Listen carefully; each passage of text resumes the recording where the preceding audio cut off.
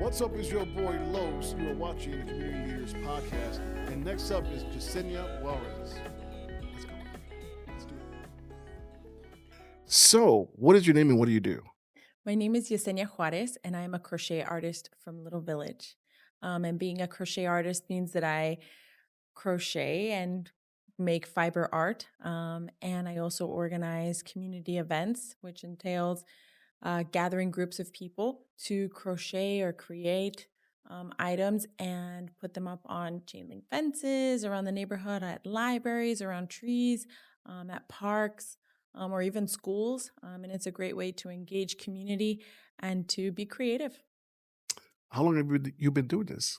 I've been doing this since 2015 as the Busy Bees group, but then we really started yarn bombing and crocheting together in a large group in 2020. And the first yarn bomb that we ever did was at Manuel Perez Plaza in Little Village, and we covered most of the trees that are there in the main plaza. And we were able to create quite a few granny squares. I think it was like at least over 100 granny squares to cover the trees. And I also was able to include my local church, La Vida Community Church, and a local school called El Valor. And I taught the parents how to crochet so that they could participate in that activity as well, in that yarn bomb. So, I got to ask you a question. What is granny squares?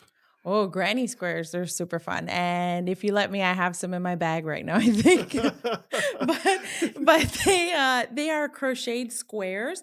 And they could be of like flowers or like a typical granny square, which has like a cluster of stitches, really.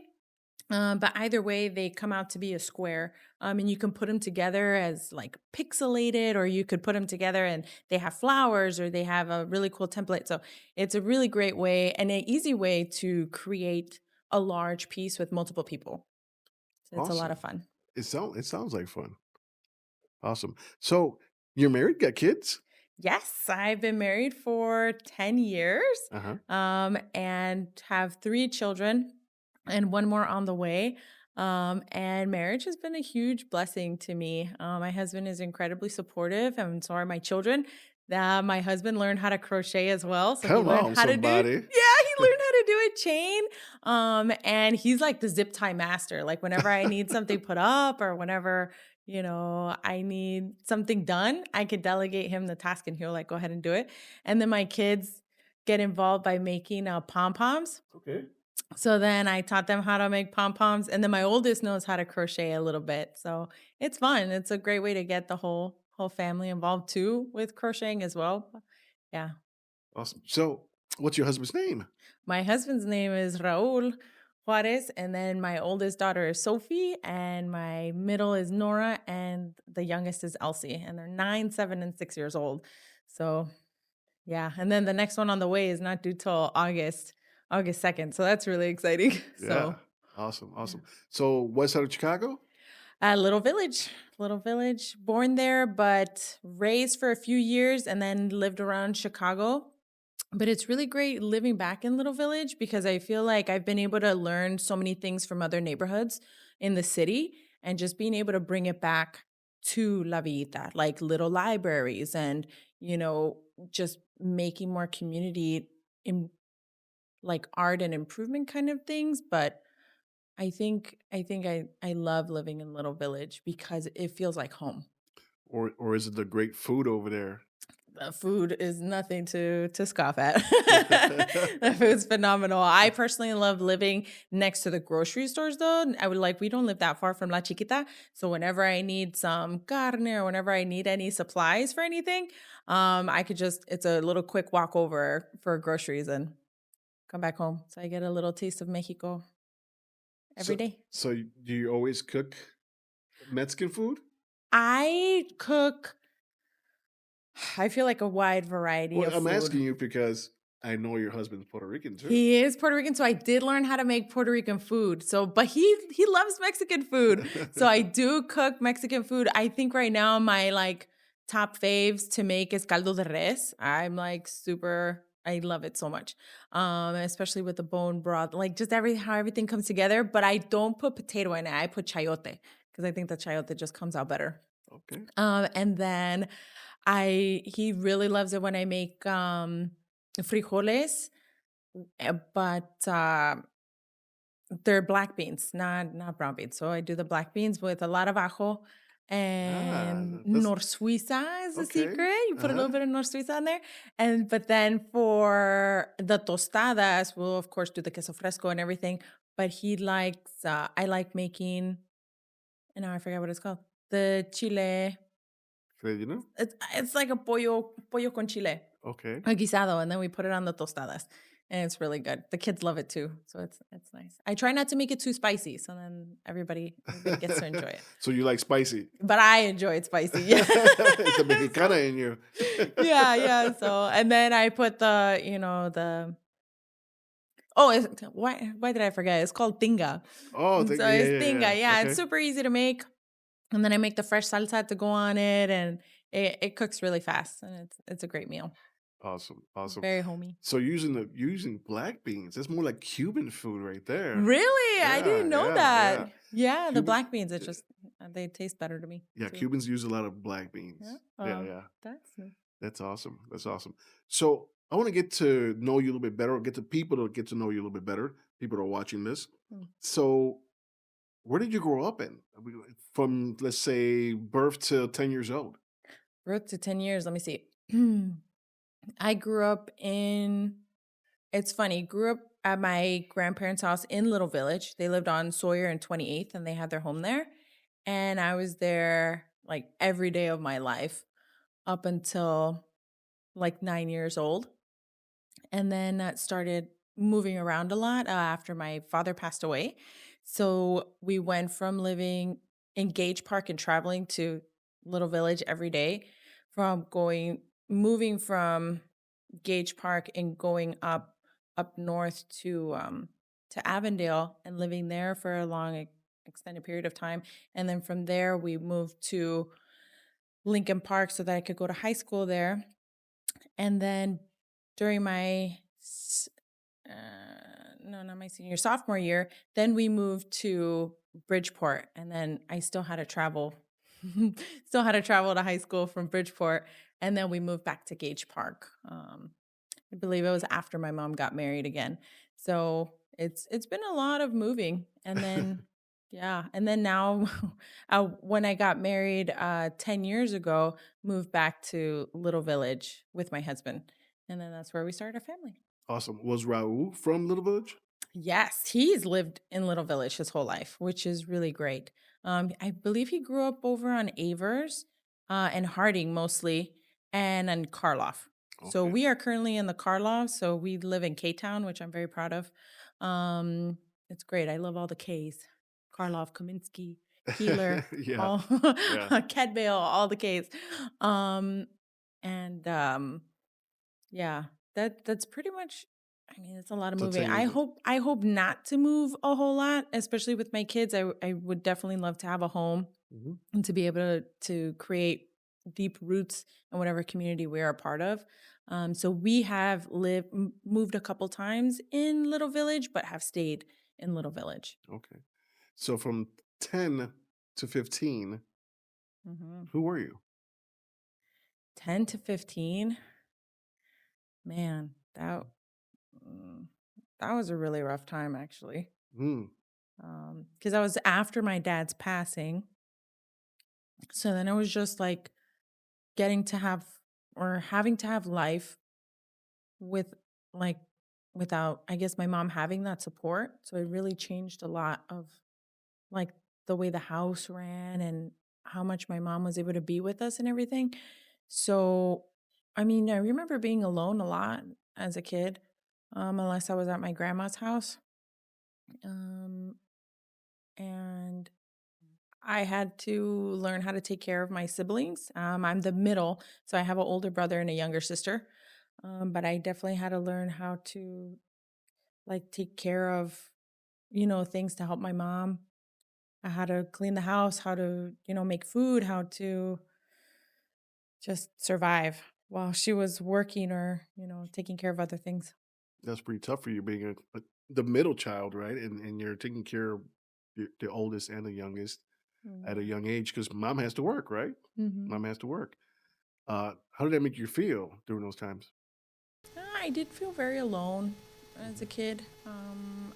I think people tried to be supportive, but they didn't really know how.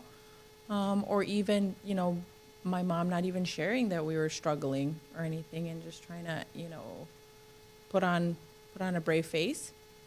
But then that put the pressure back on my siblings and I to perform or to, be on top of things. Awesome. You made it through though. You made it happen. Yeah, praise God. Yeah. So 15 to 20 years old, who were you? 15 to 20, I think that was even rougher because you got that teenage, angst getting out of, being in high school and everything. Bless my mom. She still had a quinceañera for me. Awesome. Which was really beautiful and taught me a lot. It taught me, planning and, how to greet people and your guests and how to take care of them and everything. And so that was really beautiful. And I got to connect with family over that because since I'm the oldest of 14 grandchildren, and I was the first girl. So getting my quince was a really big deal because if I didn't have it, then nobody else could have it because that's how they saw it. Right. So I had to have my quinceañera. And it didn't matter if it was a financial burden on my mom, but everybody did pitch in, which was really great. And so I was able to have the big dress and everything. And then that's also the year I started high school at Lincoln Park. So when we had moved. And in that time, I really excelled at soccer and playing because it really honestly let me like just let out all that anger and frustration that I was kicking feeling. Those balls extra hard? Yeah. I mean, varsity freshman year, I mean, I feel like that says some things. But as well as being first chair even in orchestra as well. So I love music and sports. So what did you play? You got to tell me. Yeah, I played violin. I played violin for 4 years, and I still have my violin that my mom got me, God bless her. We got it I remember going with her. We got it off of Craigslist or something, and it was $100. So it was, expensive then, but I still have it, and it's a solid instrument. Yeah. And instead of having to rent it from the school, I was able to keep it. So then that meant that I got to practice at home, and even got to go to a music school for a little bit to take classes for it at the Old Town. Yeah. School of Folk Music, which was really great. I was just there, yeah. Yeah, awesome, so it was really great having those classes, and then being able to be first chair for a little while because then, soccer and everything pulling my attention. Yeah. So can you still play that violin?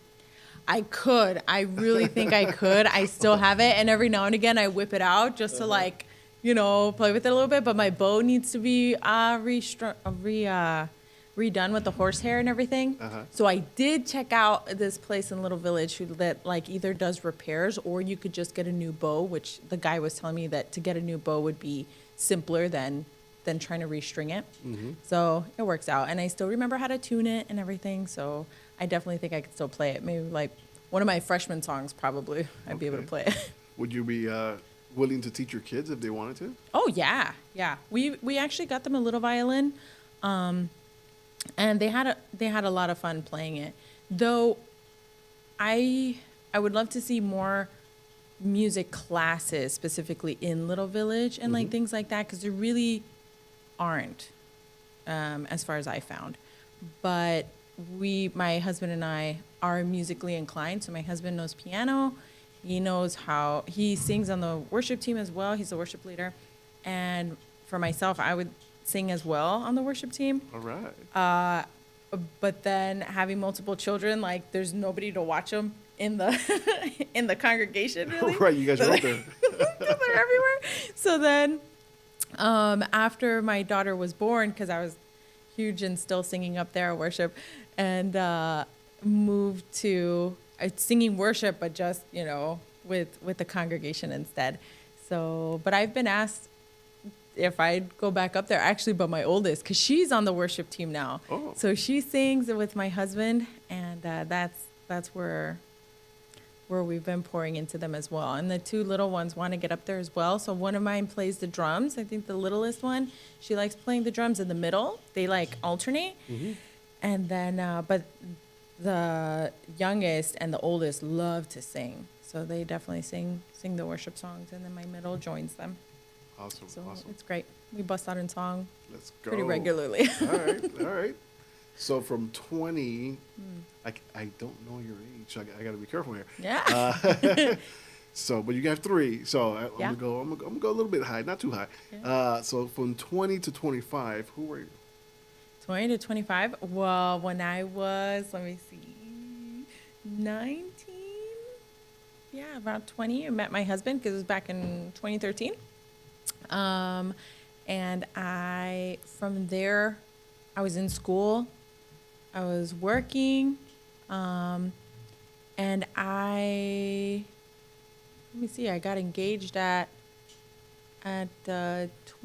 When did I get engaged? 2015? Nope, that's when I got married. 2014. Got engaged 2014. So 2013, we were dating. 2014, we got engaged. In 2015, we got married. Did you guys meet each other at church? We met each other in college. We actually met each other at Malcolm X College, but the old building. Now they knocked down the building and demolished and built a new one, but we met in the old one, and it was so sweet. Thank God we were able to take our wedding pictures at the old building. Oh, awesome. And they actually let us in, like, inside the building to take some pictures too. We weren't able to take pictures in the computer lab where we met, but yeah, that day was really special. I can give you the short or the long version right now, depending on how much time we have, but it was a really beautiful day. Awesome. The day we met. So give me the short version. Short version. Okay, short version. We were in the computer lab. He had never been there before. I had, like, all semester. Never saw him ever besides, like, the second to last day of school. I had seen him in the hallway. He was so handsome. Smiled at him and everything. Come on, Raul. And I went, but he was walking, like, out of the classroom. We were in a classroom right next to each other all semester. Never saw him. He was always late. I was always early to class. And then apparently he was there trying to get a better grade from his teacher. But I was on my way to work because I worked in the bio lab. So cross paths. I was like, oh my gosh, you saw the most handsome man. Probably never going to see him again. School's over, right? Cut to the computer lab. We're in the computer lab. I'm downstairs typing on my paper that's, like, overdue. My professor's very kind, giving me an extension. And I get this really strong feeling to look at the door. I look at the door, and it's him. He's walking in, and I'm, like, freaking out. I'm telling my friend, oh, my gosh, that's the guy I told you about the other day. And she's just like, do your homework. We need to hand in this paper. I'm like, man, what do you know? And then we start, doing I think he catches me looking at him, and I'm just, I didn't know what to do. I almost started to panic. And then I'm just like, smile at him. I'm like, okay. I smile at him, and he does this. And he keeps walking, He's like, yeah. She digs me. And then I'm like, oh, gosh, no, I focus on your paper. So then I'm, like, typing on my paper. We're doing the eye connecting thing as he's walking. And all of a sudden, he disappears. And I'm like, oh, my gosh, where'd he go? And I'm, like, up looking, and he, like, bent down for something because he was in the printer line. And I was like, okay, I got to focus. Got to do this. All right, get back to typing my paper. And then he's gone. And I don't see him. And I was so sad. I was like, what the heck? I didn't even get to talk to him. No number, no nothing. And I'm, like, literally up and, like, looking around. He comes up behind me, taps me on my shoulder. Here you go. It's a piece of paper with an emergency. It says emergency on top, and then it has his name and his phone number. Ask me if I still have that paper. Yes, I do. I have it in my jewelry bag. Come on, somebody. That's awesome. I love it. As he walked out, though, this is the part, though. As he walked out, he thought I couldn't see him. And there's this glass, part to the door. And he does, like, this little, like, haha, like, kick thing in the air. Like, I did it, and I was like, that was super cute. I'm going to text him. I'm going to call him. So, yep, waited till I got home, and then sent a text. Awesome. And then it's history. So you've been married for how long now? 10 years. 10 years. 10 years, May. So we had our first date May 15th. Then we got engaged May 15th, and then we got married civilly May 15th. Wow. So those are all the 3. Was that all planned out by you? By him, actually. Okay. He did a really great job with that. Awesome. And then our big wedding that we have is on June 27th. Okay. So we celebrate that one more because in May it's like ridiculous. We have his birthday's on the 18th. Mm-hmm. Our second is born on the 19th. I refused to go into labor on his birthday. I was like, I'm not pushing this baby out. She will have her own birthday and you will have your own birthday. Uh-huh. So then she was born the next day. And then my sister's birthday, my sister-in-law's birthday, everybody's birthday, Mother's Day. Yeah. It's too much. Yeah. So we celebrate the 27th. That's awesome. I love that story. Thank you so much for sharing that. I love it. So, 30? Yes. Yeah, you have to be. Yeah, you have to be. 33. Yeah. 33, and I'm not ashamed. Uh-huh. Yeah. So who are you now? So who am I now? Oh my gosh. Makes me want to cry. Because, I mean, growing up, I honestly never thought I'd be this old, you know? I thought, you know, lonely kid, lonely childhood, like what value, you know, do I have for anything? But then, like, seeing how far God's brought me, that now I can have children, something that was told to me that I'd never be able to have, or if I, you know, I'd struggle or have a hard time, to now having 3 and, you know, 1 more on the way. That's just God's grace on my life. And even having a loving husband and a caring one, you know, who grabs onto the Lord, that's something I never thought I'd have. Like, God had so many bigger plans for me that I could see, you know, and he protected me from so much that could have happened to me but didn't, you know. And so by his grace, I'm here and doing my best to serve my community, to serve my family, to serve my church, to serve those around me. And I'm just so grateful to be breathing air and being here. That's awesome. Thank you for sharing that as well. Thank you. So, if you could do something for the west side of Chicago, what could it be? What would you do if you had the opportunity to do whatever you wanted to do to change, implement something on the west side of Chicago? What would it be? For me, art, I feel like art and nature go very hand in hand for me. So it would be something along the lines of just being able to teach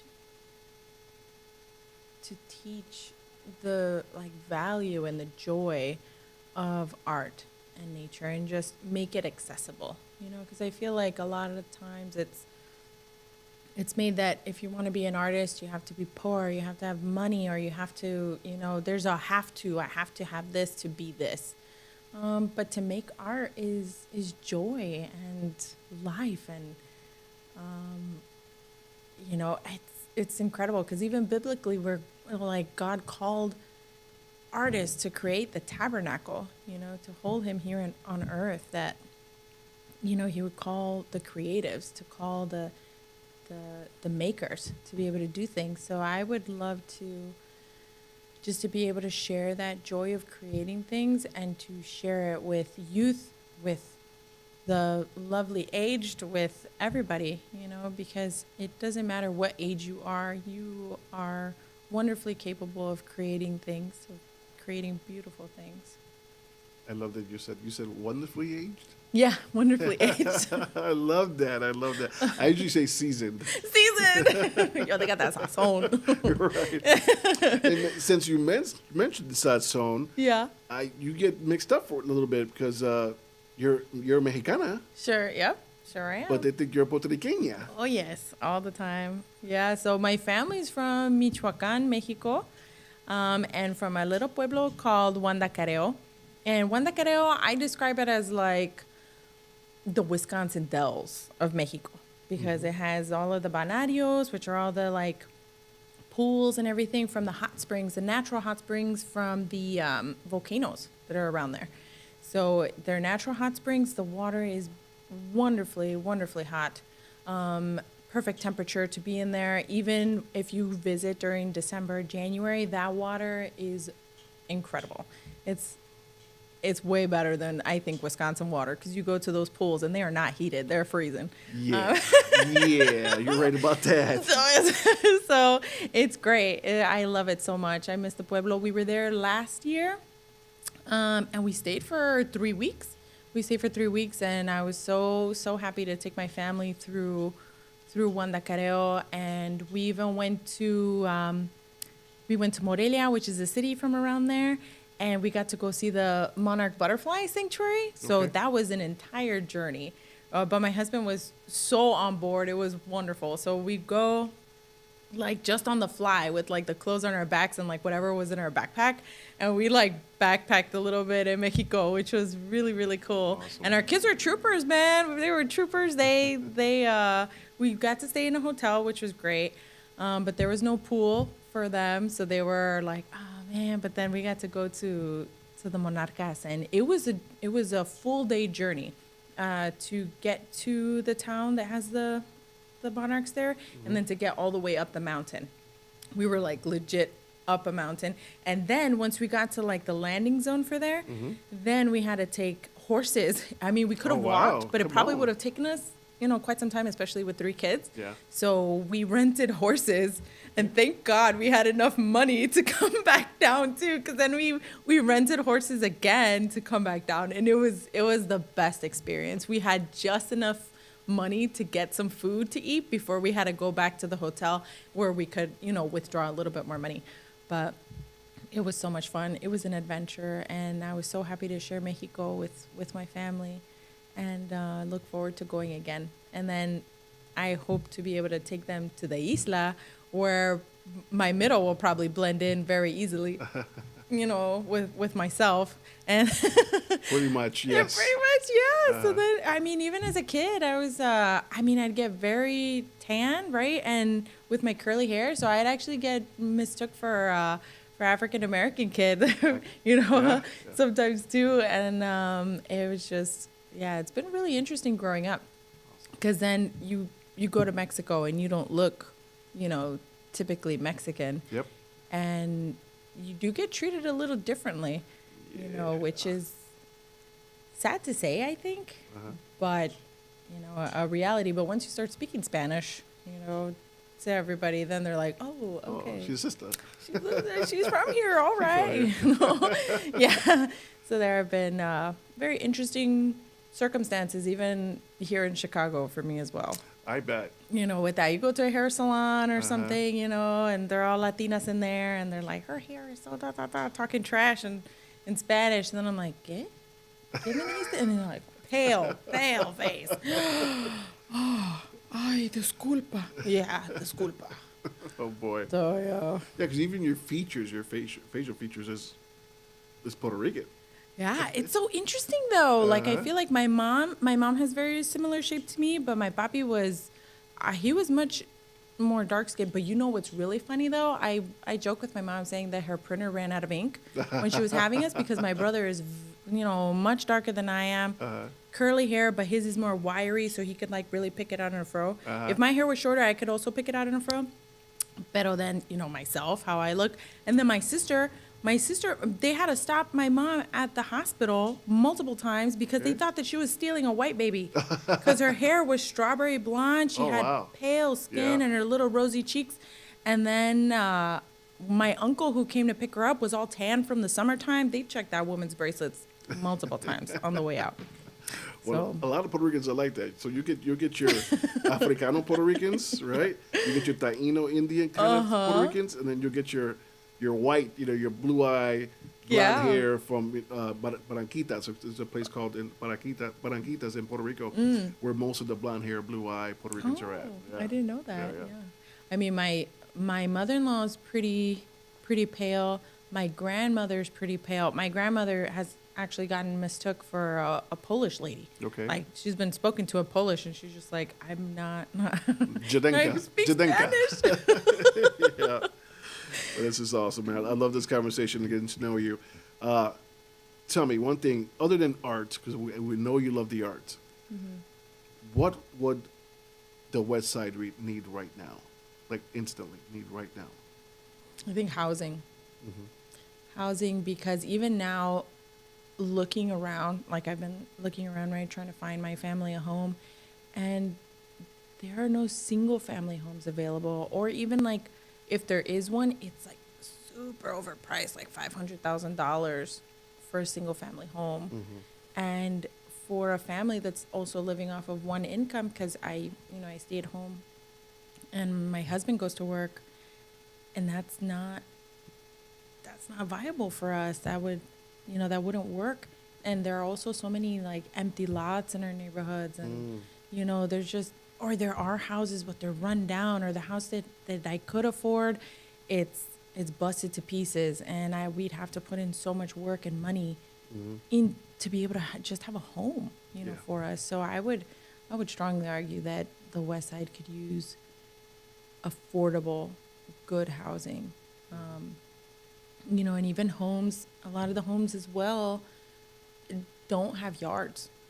They'll have either concrete slabs or no yard.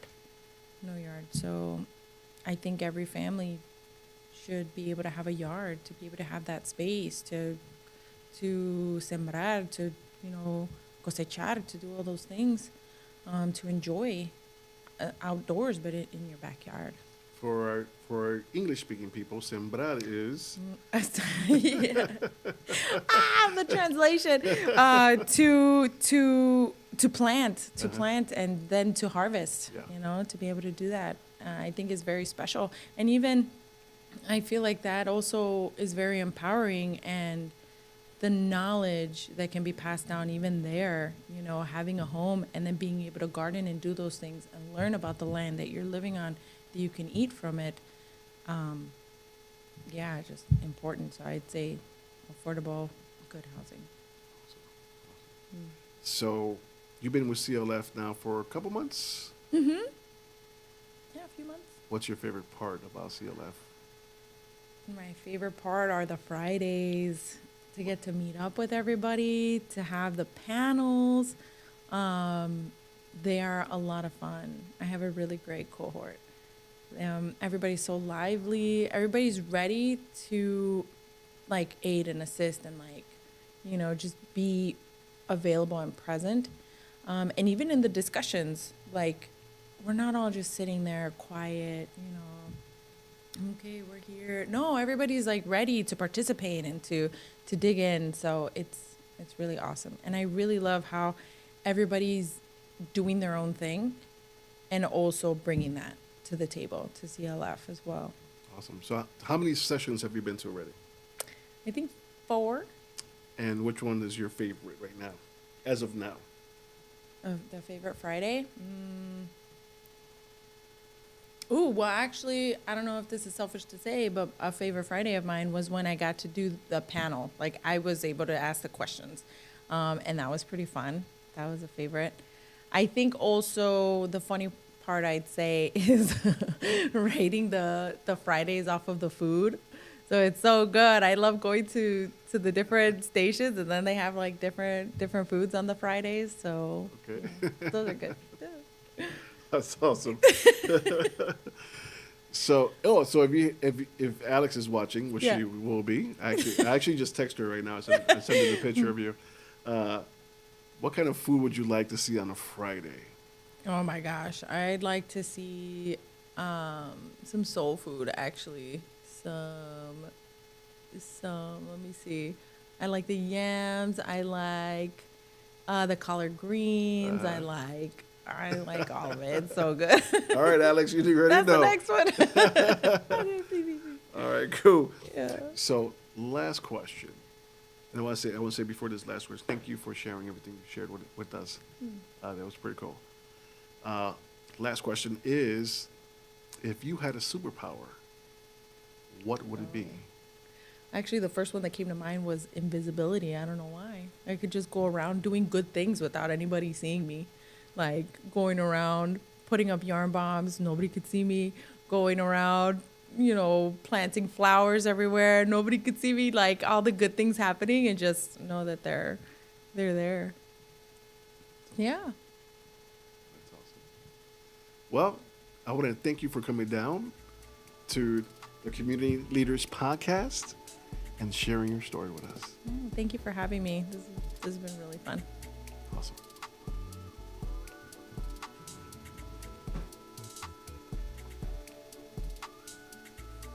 And cut.